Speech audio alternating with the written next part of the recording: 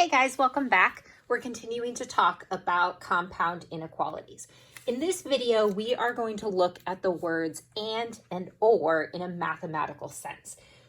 And or I find to be a little bit confusing for people because in math, they have a slightly different meaning than they do in our day-to-day lives.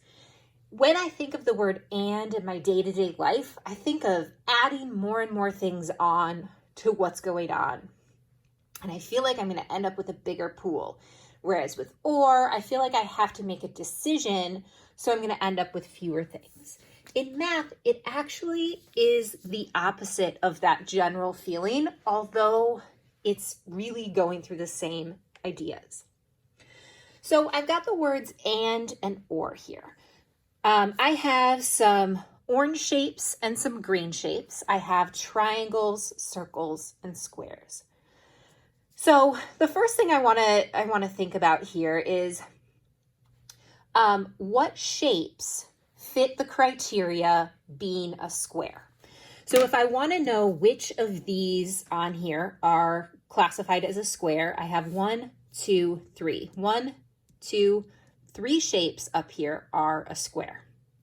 If I want to know how many shapes I have up here that are green, that's all these shapes over here. So that's 1, 2, 3, 4, 5, 6, 7, 8, 9 shapes are green. So I have 3 squares. I have 9 green shapes. So if I want to ask the question, how many shapes do I have that are green and a square? So I have 9 green. I have 3 squares, but now I want to know how many shapes are there that are both a square and green.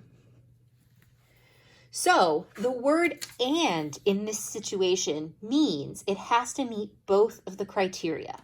So I have 9 green, I have 3 squares. 2 of those meet the criteria being square and green. So what you can see is that the word and is going to be, we're going to end up with a smaller collection of items than we would otherwise. What if I want to know how many shapes I have that are a square or green? So now I want to look at the word or. So a square or green. So I have 3 squares. I have 9 green, but I'm now going to count how many total make that up. So 1, 2, 3, 4, 5, 6, 7, 8, 9, 10. 10 shapes meet that square or green criteria. So what we can see here is that and is exclusive and or is inclusive.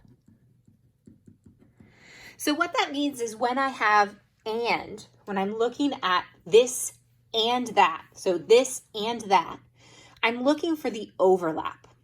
So it's going to be a smaller collection of items that meet both criteria, because both have to be true at the same time.